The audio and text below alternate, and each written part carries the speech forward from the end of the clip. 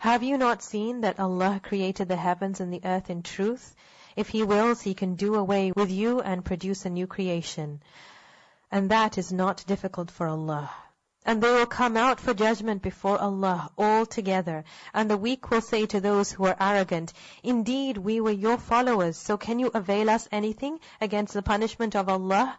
Meaning the people who followed, they were weaker, so they followed those who were greater. And Allah describes their leaders as the ones who are arrogant. And they will say to them, "Can you help us now? We followed you." They will say, "If Allah had guided us, we would have guided you." It is all the same for us, whether we show intolerance or are patient. There is for us no place of escape. Meaning whether we scream and yell, whether we sit quietly, this is our destiny now. Because you followed us blindly, because we led you without any true knowledge, we did not lead you to the truth, all of us are going to be in the same position. Which means that we should be very, very careful who we choose as our leaders, who we choose as our guides. Because on the Day of Judgment, the excuse that I just followed so-and-so is not going to be accepted.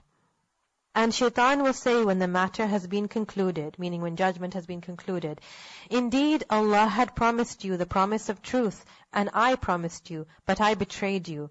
But I had no authority over you except that I invited you, and you responded to me. So do not blame me, but blame yourselves." So we see the ultimate betrayal from Shaitan on the Day of Judgment. When it comes to accounting, he will say, "I had no force over you and I'm leaving now. I invited you. You weren't forced to follow what I said.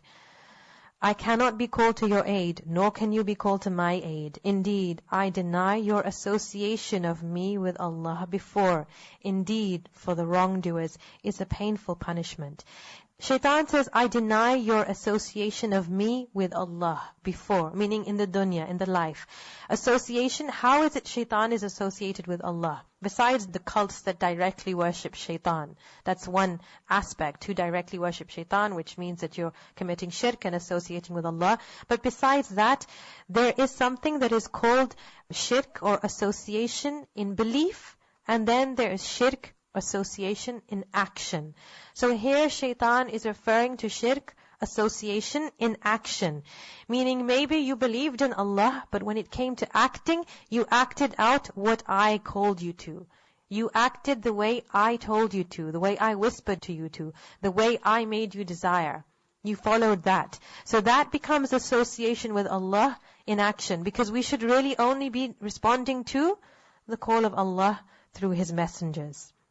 So anyone who does that, it's like they're equating with Allah.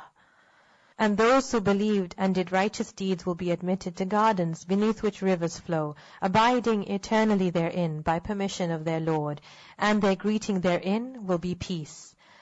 أَلَمْ تَرَ كَيْفَ ضَرَبَ اللَّهُ مَثَلًا كَلِمَةً طَيِّبَةً كَشَجَرَةٍ طَيِّبَةٍ أَصْلُهَا ثَابِتٌ وَفَرْعُهَا فِي السَّمَاءِ.